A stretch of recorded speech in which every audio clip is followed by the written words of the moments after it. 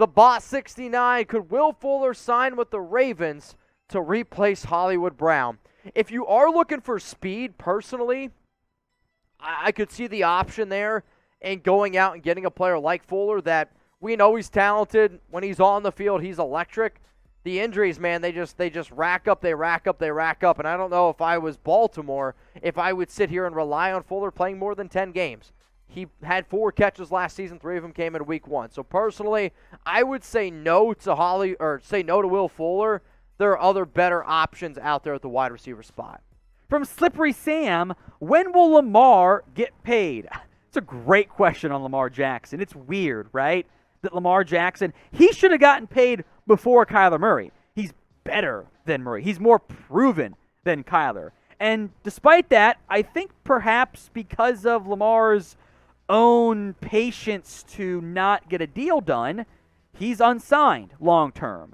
And when he gets signed, it's going to be for a lot. The quarterback market only goes up. Only goes up.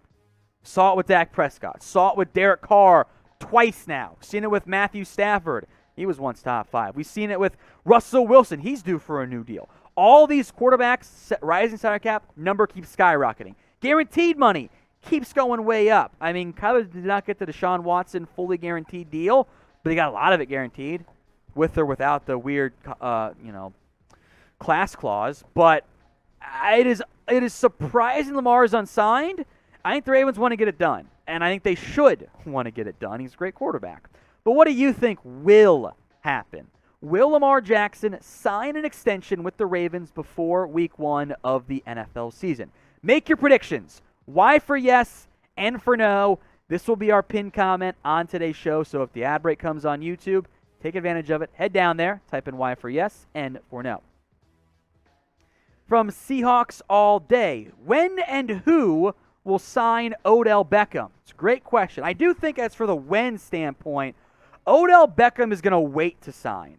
It makes the most sense for him financially and timing-wise to wait until he's healthy. He's not going to be cleared until September probably more like October, November. So there's no rush. Outside of going back to L.A., there's no rush there. What he could have is wait to sign, and come November, there might be teams that need a receiver and that could pay him a little bit more, give him more playing time, more targets, more reps, and maximize his long-term earnings. 6 teams, as we sit right now, that have been linked / I think make sense. The LA Rams, obviously, makes sense. The Baltimore Ravens, because they're a bit thin at receiver. Green Bay had interest last year. Didn't sign him. Maybe should have. The Bears are thin at receiver. The Saints, if only because of the Jarvis Landry LSU connection. And the Tennessee Titans could also make some sense from that standpoint in terms of being a decent option with a bit of uncertainty behind Robert Woods and Treylon Burks.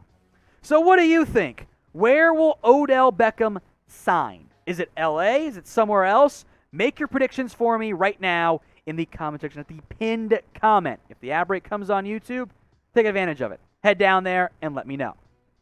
Today's show is made possible by Manscaped. Smooth Sack Summer is here. And that's right, this summer is to keep your balls cool while still looking hot with Manscaped. 20% off and free shipping on all their men's grooming products at manscaped.com/ that includes the lawnmower 4.0, the best thing available in men's grooming. Keep your balls nice and smooth, keep the bush tied down. You'll have some more success off the field this summer. Keep your balls feeling comfort, by the way, with the Boxers 2.0. Manscaped.com/chat. Links in the comments section and in the description of today's show. First up from Adam White, what do you think the Bears get for Tevin Jenkins? I think there are major red flags, so maybe at best a late day 2 pick. I think that is the at best, and I think that's probably a bit high, honestly, because I come back to this point. You don't see these players get linked in trades in the reports of, there's interest, unless there's not that much interest, and you have to wait. So I think day 3 might be more likely. The Bears are selling at a low point right now with Tevin Jenkins. So if they do trade him, I would set your expectations fairly low in terms of the return. Maybe a 4th-round pick is what you end up getting from that standpoint. From Elijah NFL, with Watson out, does that mean they have a better chance of winning the AFC North this season? I mean, yeah, it helps their chances, but I don't think anyone would really consider the Steelers as among the favorites. Mike Tomlin has always found ways to win football games. He'll probably be around 500, but these are the current odds. I think it's fair. The Ravens and Bengals have better quarterbacks than Pittsburgh does. Both teams were either in the playoffs, the Bengals, or almost in the playoffs last year despite a rash of injuries in Baltimore. And the Browns will get back to Sean, after 6 games in theory. So, better chance? Yes. Likely? Still no. So with that in mind, who is your AFC North winner prediction-wise? BAL for the Baltimore Ravens, CLE for the Cleveland Browns, CIN for the Bengals, or PIT for the Pittsburgh Steelers. All right, y'all, no balls. If somebody told me no balls, you won't do it, when I was a kid, I'd do it. Shit, I probably still would do it. So I don't think that you're going to subscribe. This is it. This is my sub-read. No balls, you will not subscribe to Chat Sports. Thomas Schmidt, what is the biggest sleeper team coming into the season? Biggest sleeper team entering the season? I'm going to go with Baltimore, and I'm going to say the Ravens for the simple fact of they were the number 1 seed in the AFC last season.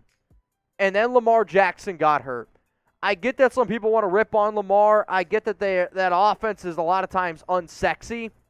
But Lamar's an absolute nightmare. So when I think of sleeper team, a team that didn't make the playoffs, a team that's getting disrespected a little bit, I'm going to say the Baltimore Ravens. So we are doing this here live on NFL Daily, and I want to know from all y'all watching right now, shout out your favorite NFL team. Are you a Raider fan? Where's the nation at? What about 49ers? I know we got a lot of Cowboys, Seahawks, Titans, Dolphins. We got Vikings fans in the chat. Ravens, let me know who is your favorite NFL team. From Rashard Lee, most underrated NFL quarterbacks. Ooh, this is a good one. I'll go from the national perspective. I think guys like Matt Ryan are still a little bit underrated. I think Tua is hated on. That may or may not be underrated from that standpoint there. I think Kirk Cousins is a little bit underrated. He's never going to be a true premier quarterback, but he's a good quarterback. And I think when we look back at this next year, we'll say insert young rookie Q or second-year QB was very much underrated.